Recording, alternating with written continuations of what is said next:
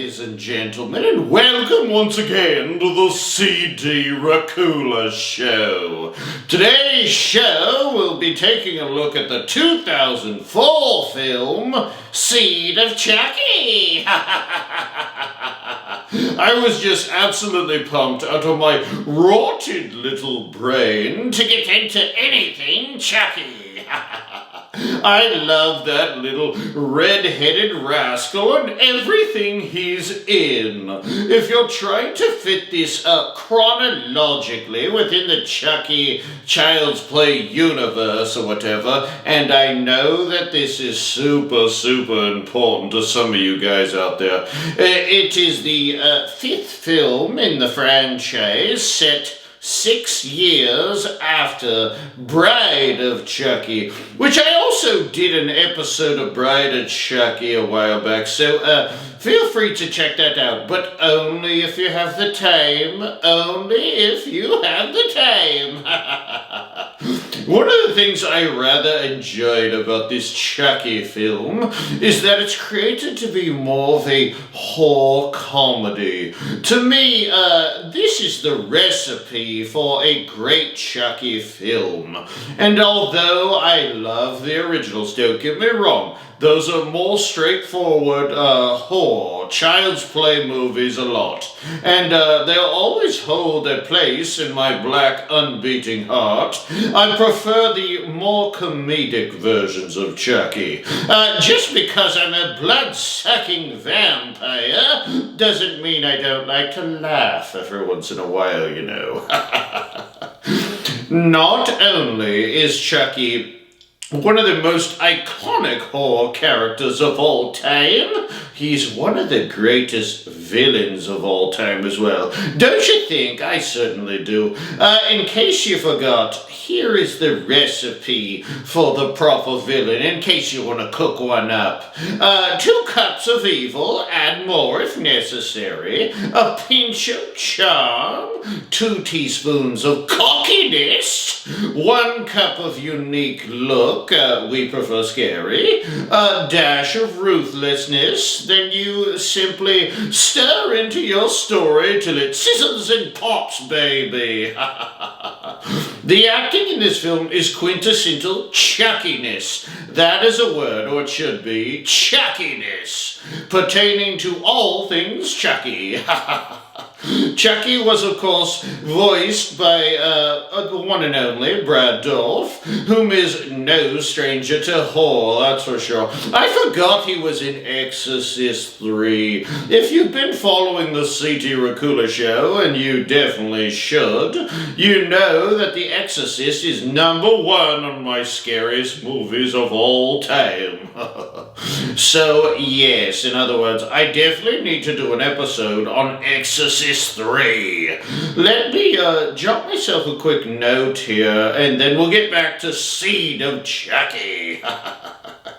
Note to self. Review Exorcist 3 film, and don't forget to call Mommy. She gets so cranky when I forget to call her back. Love you, Mommy. Tiffany makes a grand return. Love that character as well. Love Tiffany. Let me ask you guys this. Who wears the pants in the relationship between Tiffany and Chucky?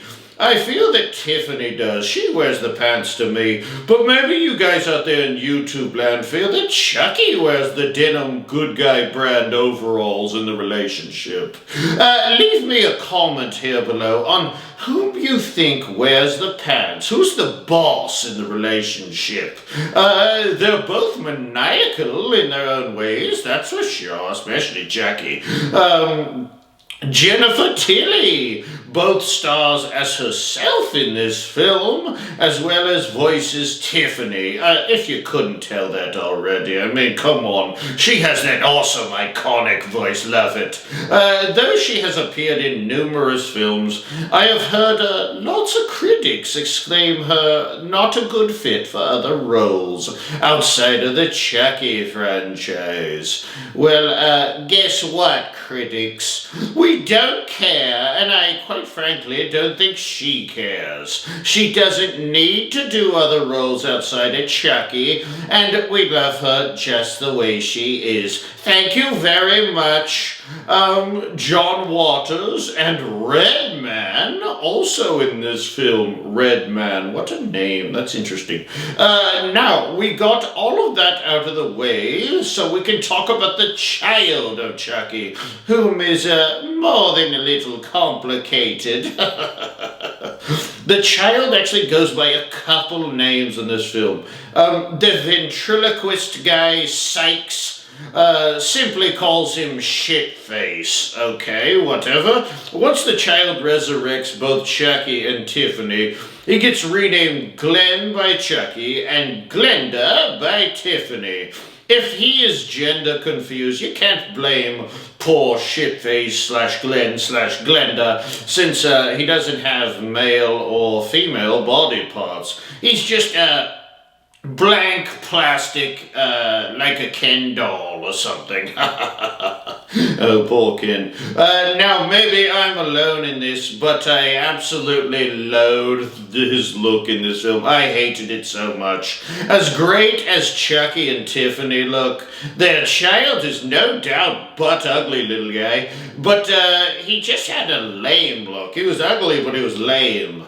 And I know they could have done better. Do better! We love Chucky. We want better. The child doll is possessed by two entities, both male and female, with the female being the serial killer Psycho, and his male side being the gentler soul, the softy, if you will. The ending was awesome, and I'm not going to spoil it for you guys. No way I'm going to spoil it. Just kidding, I'm going to spoil it. I love being a spoiler. And beware, spoilers are coming, of course they are. Chucky is chopped up by his own son, Glenn no less, and then Tiffany ends up possessing Jennifer Tilly's body, which makes sense, while the Glenn and Glenda entities each take over a male and female twins, human bodies, you know. Chucky, on the other hand, does not receive a human body, but he does receive a good chopping by Glenn, and Glenn chops him up. Oh, poor Chuckster. The ending is the best part. Here's where the spoiler comes in, with Glenn opening up a present, only to find a severed Chucky arm that immediately begins strangling him. You basically can't kill Chucky. We all know that. And I love that it always leaves it open for more sequels. So much Chuckiness in that ending. And yes, I said the word Chuckiness again. So much Chuckiness in that ending. Call Webster's. Let's put Chuckiness in the dictionary, shall we?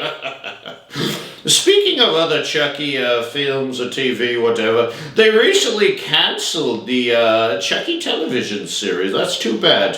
Even though that TV series is not my favorite from Chucky, I would have liked to see another season. I really would have. That would have been fun. Oh well, hopefully Chucky returns to the big screen soon. That's where he belongs to me. He belongs on the big screen. Put him up on the big E. Though I really love this film, the fear factor was pretty ho-hum, as it was meant to be more of a comedic work anyway, so it is undoubtedly going to get rather low marks on the old scarometer, but it is still worth a watch. It's definitely worth a watch, even though it's not that scary. I would like to take this time to thank you for joining me here on the CT Racoola Show, and if you could set your good guy dial down and hit the subscribe button, and maybe share this episode with another Chucky fan, this old vampire would be most grateful for your actions.